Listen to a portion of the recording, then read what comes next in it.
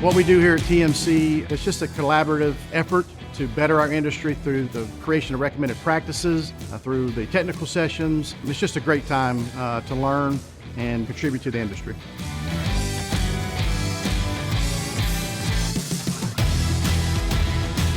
Coming here is my opportunity to learn new things across the board, what's going on in the industry, and really be surrounded by industry experts to help further that development.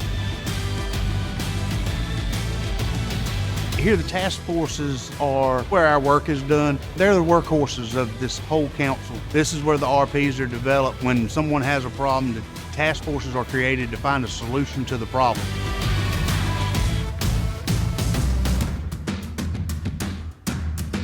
One of the reasons why I like to come to TMC, especially the fall meeting, is I get to watch the technician competition. I get to see young adults testing their skills. It's a great experience.